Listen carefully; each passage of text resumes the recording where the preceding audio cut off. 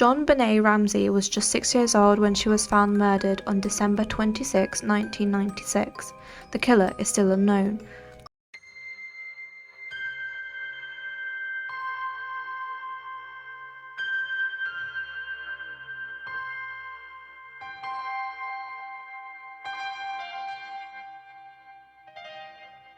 On December 26, 1996, John and Patsy Ramsey reported that Jonbenét Ramsey had been kidnapped and that they found a ransom note demanding $118,000. Only a few hours later, she was found dead. Chillingly, however, in the family home in Boulder, Colorado. In the days and weeks, years that followed, authorities and amateur sleuths tried to answer the questions that they didn't have an answer to. Who killed the child pageant star? Had it been a home intruder? Were her parents responsible for her death? And what did her 9-year-old brother Burke know? Police had considered hundreds of possible suspects, ranging from housekeepers, neighbours, and even paedophiles. However, despite the number of confessions and clues, the murder remains unsolved.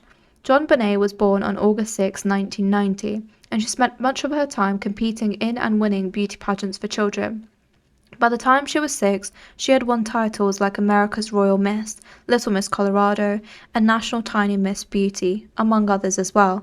She had posed for glamour shots, which later were criticised as inappropriate for a child her age. Aside from the pageants, her life was relatively normal. She lived with her affluent parents and older brother Burke in Boulder, Colorado, and attended High Peaks Elementary School.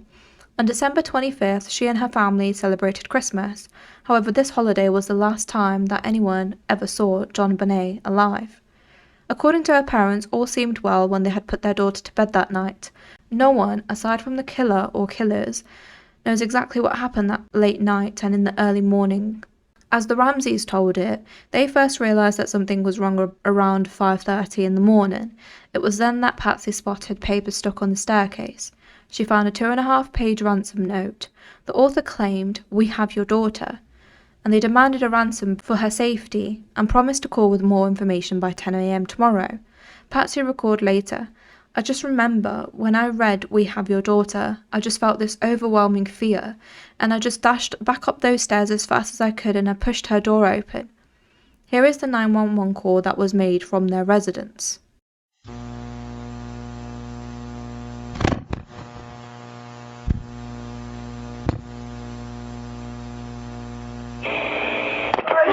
Emergency. Police. What's going on? 515th Street. What's going on there, ma'am? We have a kidnapping. Hurry, please. Explain to me what's going on, okay? There's a note left and our daughter's gone. A note was left and your daughter is gone? How old is your daughter? 6 years old. She's gone. 6 years old. How long ago was it? I don't know. I just found the note. And my daughter's gone. Does it say who took her?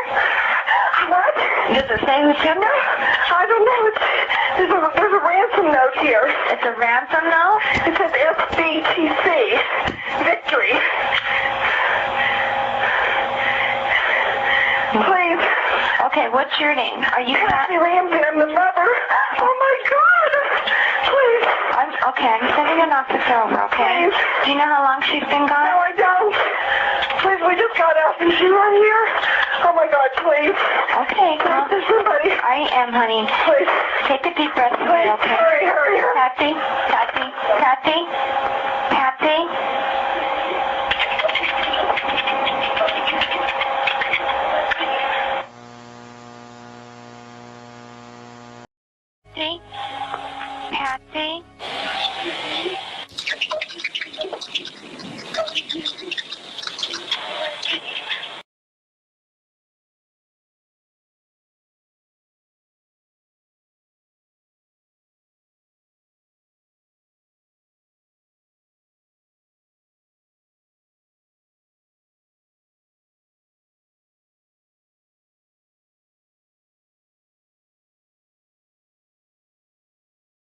The police family and friends descended heavily on the house and they found no signs of Jonbenét. After a few hours, most of the officers had left, leaving behind a detective named Linda Ardent to wait with Jonbenét's parents. Linda, who found it odd that neither parent reacted when the kidnappers failed to call by 10 a.m., suggested that John look through the house again. Maybe, she told him, he could see if anything seemed out of place. John then went down to the basement, a place that police had not searched yet. There, John found Jonbenét's dead body.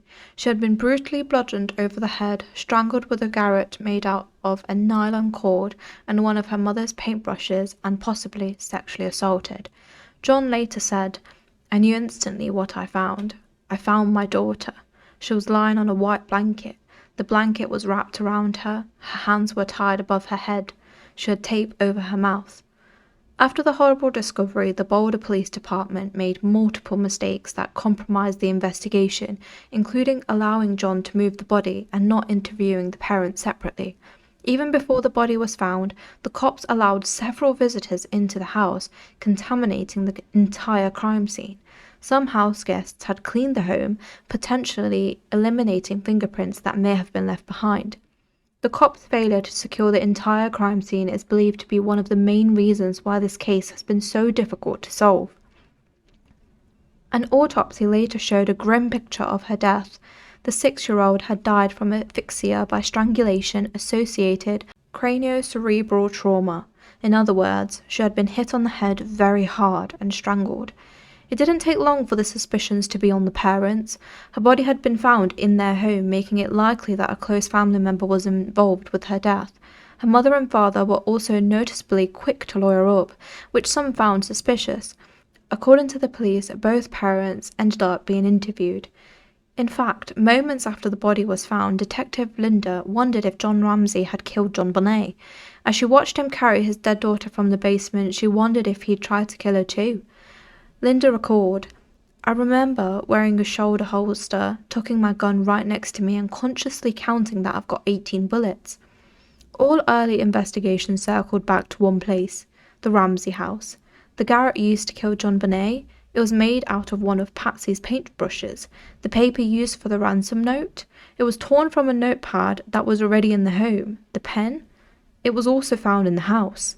Even the content of the note seemed suspicious.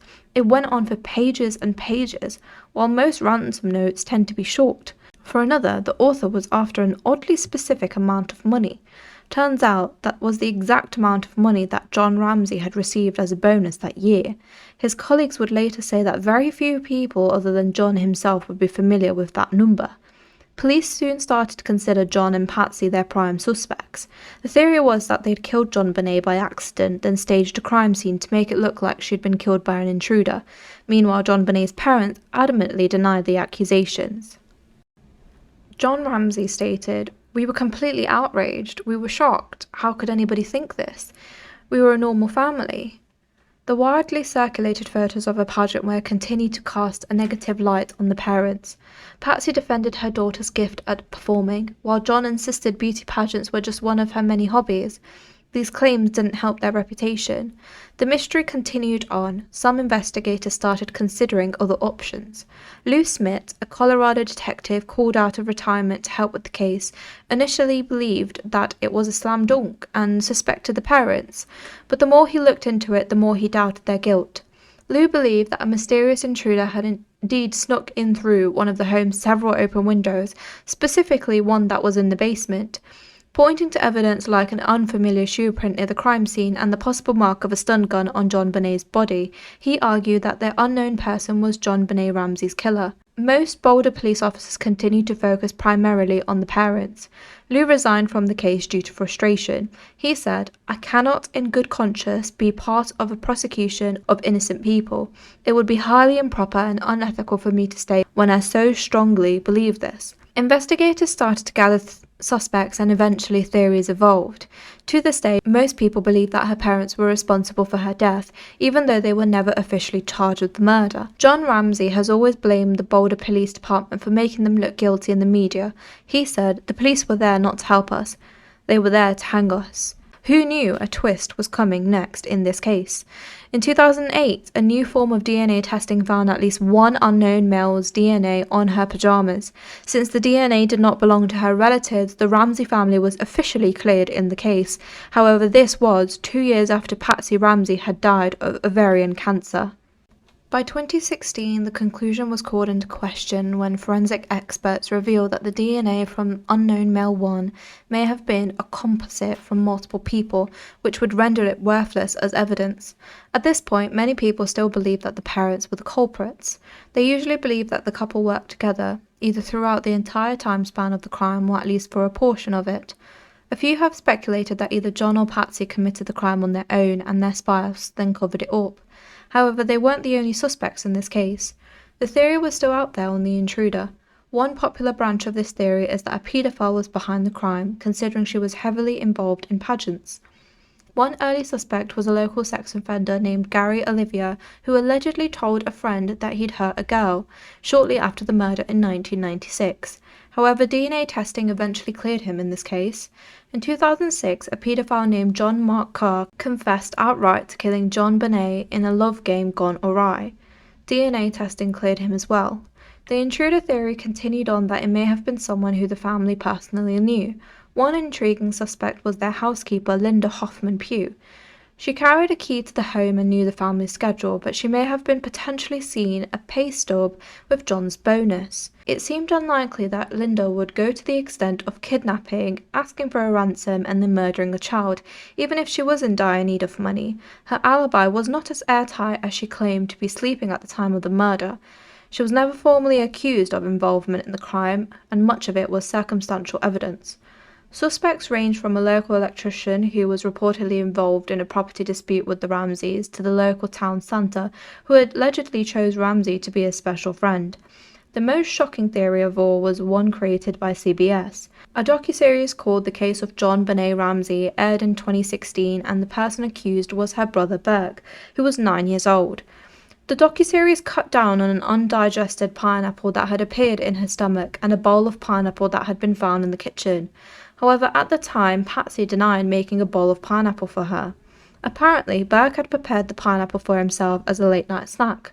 Jonbenét Ramsey took a piece. Burke supposedly had hit her over the head with an object at this time. Their parents, thinking she was dead, then staged the murder. In response to this documentary, Burke sued CBS for $750 million, and both parties eventually settled.